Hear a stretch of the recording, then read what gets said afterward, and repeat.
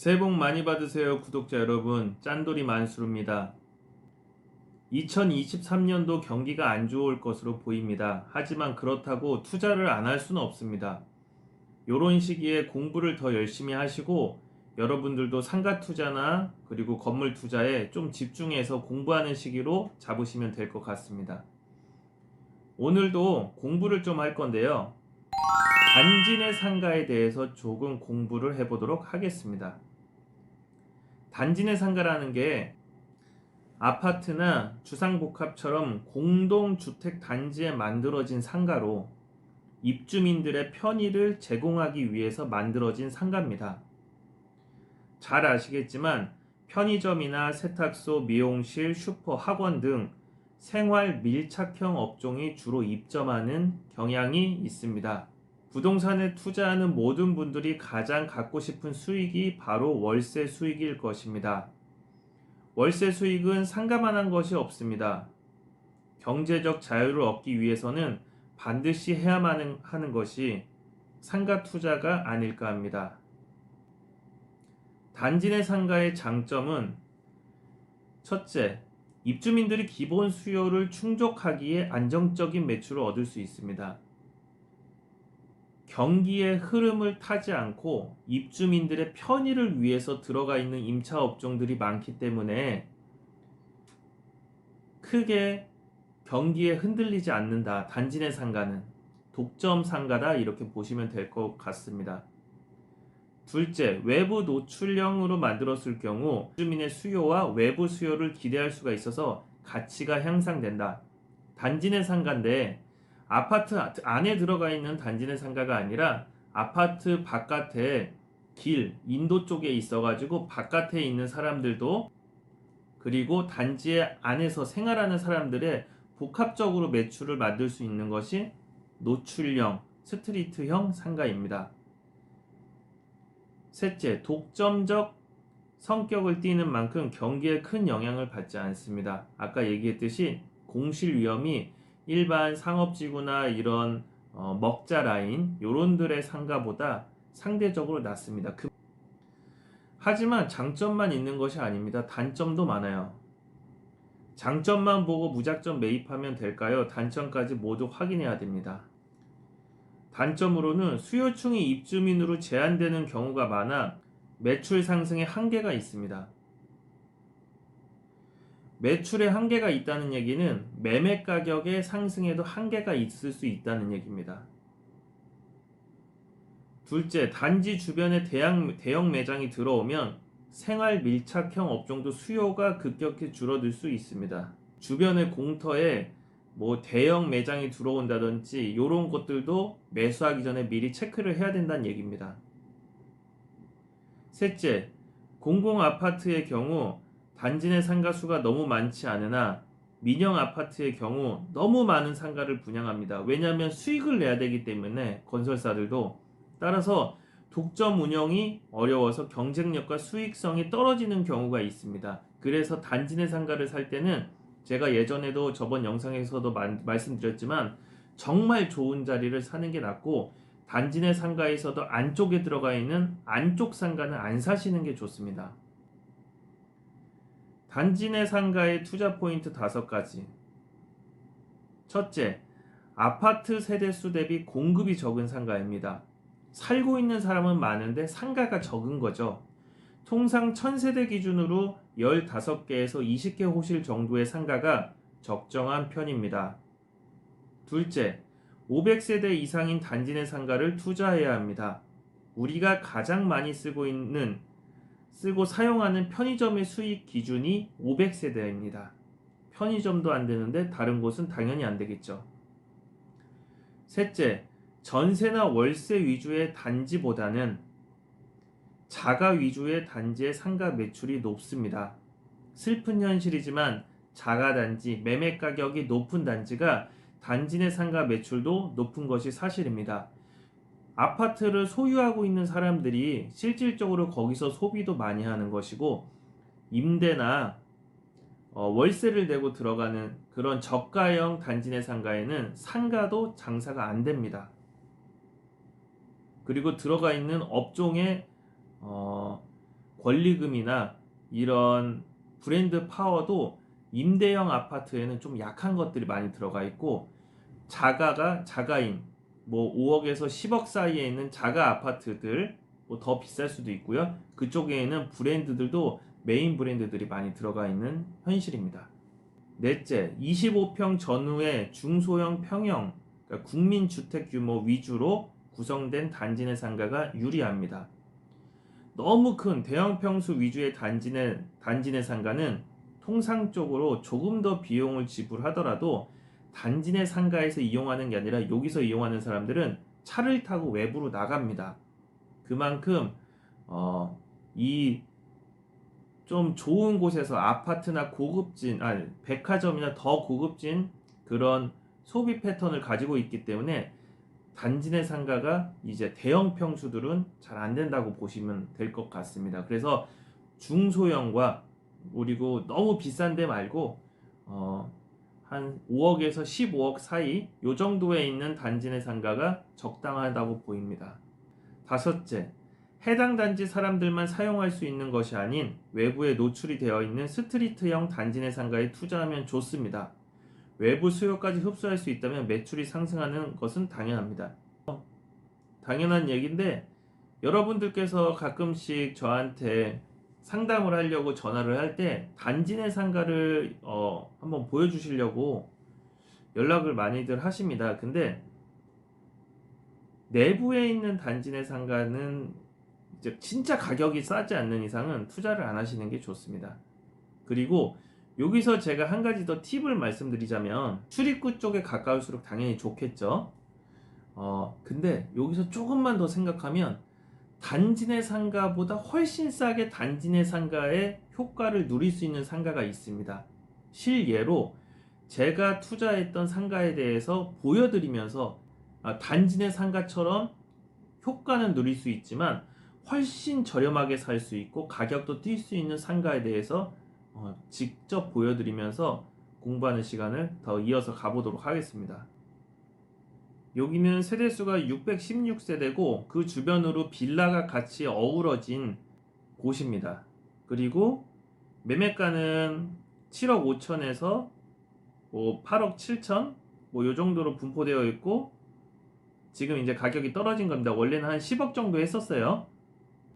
여기 보시면 신중동역에서 쭉 올라가서 이렇게 병원들 쫙 있고, 이렇게 616세대의 레미안 부천 중동 아파트가 있고요. 여기 주변으로 세무서랑 그리고 학교들, 빌라들로 둘러싸인 그런 아파트입니다. 여기에 아까 제가 얘기했던 단지 내 상가가 이렇게 일자로 쭉 있습니다. 자, 지어질 때 상당히 고급 아파트로 지어졌어요. 이때 분양할 때도 가격이 비쌌고 지금도 매물이 없습니다. 단지 내 상가이기 때문에 다 독점이어가지고 월세는 10평 기준으로 한 170에서 200 정도 받는 것 같아요. 보시면 아무래도 자가구 가격대가 부천에서 그래도 한 10억 정도, 8억에서 10억 정도 왔다 갔다 하다 보니까 브랜드들이 많이 들어갔어요. 보시면 청년다방도 있고 뚜레쥬루 뭐 이런 것들 브랜드들이 많이 들어갔고, 정문입니다. 오른쪽으로도 부동산들이 많이 있고요. 공실이 하나도 없습니다. 다 독점이고요. 이게 이제 전형적인 스트리트형 상가입니다. 왜?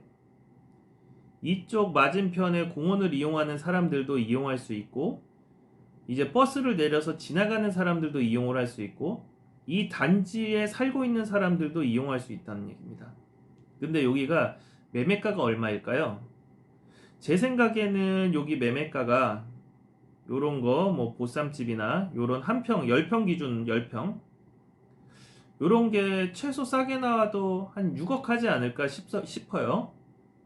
단지는 상가이고 1층이고 전면에 간판 달 수 있고, 월세는 지금 한 170에서 200 정도 받는다 보여집니다. 근데 여러분들이 이렇게 단지 내 상가를 투자할 때 아파트를 선점했잖아요. 그러면 우리가 단순하게 1차적으로 여기만 보는 게 아니에요. 이 라인만 보지 말고 이 아파트를 전체 다 돌아봅니다. 동서남북 걸어가지고 임장 간 김에 한 바퀴를 싹 돌아보세요. 그러면 보물이 나옵니다. 자, 단지 내 상가는 여기서 끊겼습니다. 많지 않아요. 이쪽으로 이렇게 걸어가면 이제 옆면으로 올라갈 수가 있습니다. 아까 거기가 단지 내 상가 쪽이 정문이고요. 이제 후문 쪽으로 갑니다.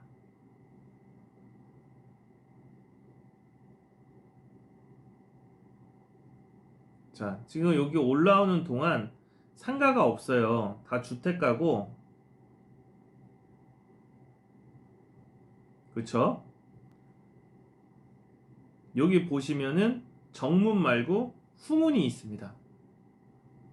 제가 왜 아파트를 단지 내 상가를 투자할 때 꼭 정문만 보고 이 아파트의 단지 내 상가만 투자하지 말아라.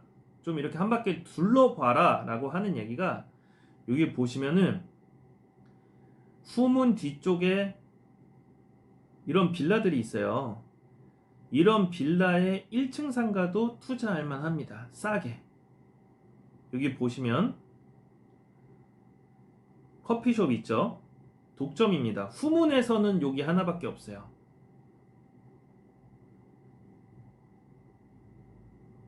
보이시죠? 후문에서 나오면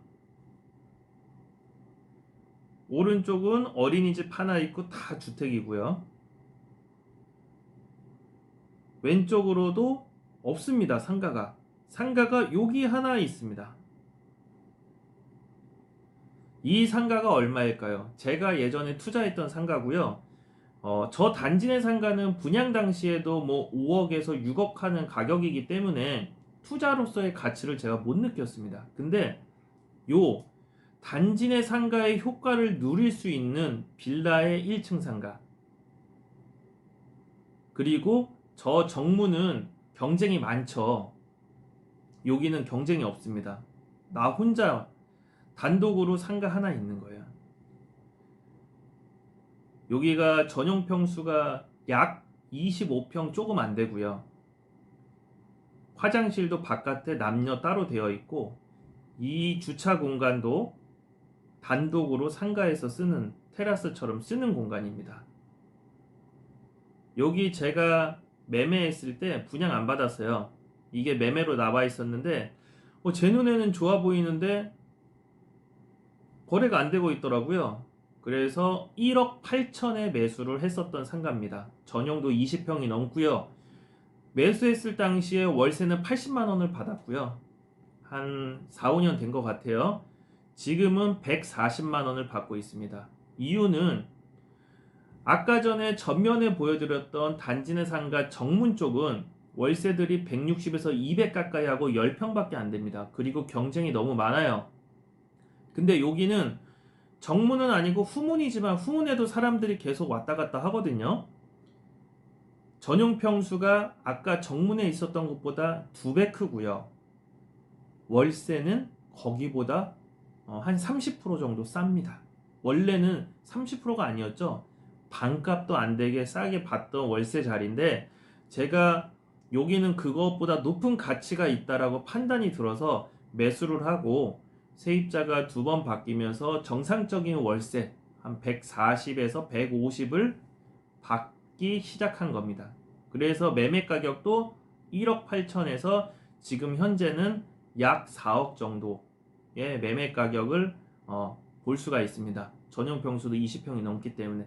그래서 제가 여러분들께 말씀드리고 싶은 건, 이 아파트를 단지 내 상가를 투자한다고 했을 때 안정적으로 꼭 정문에만 있는 그런 거를 보지 마시고 아파트를 한 바퀴 둘러보세요.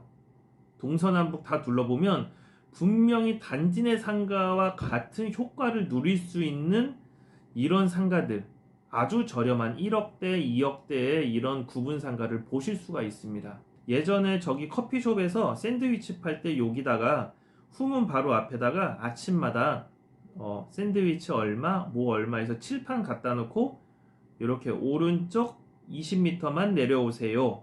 뭐 요런 표지판도 있어가지고 사람들이 상당히 많았던 기억이 납니다. 옛날에 세입자 장사하실 때.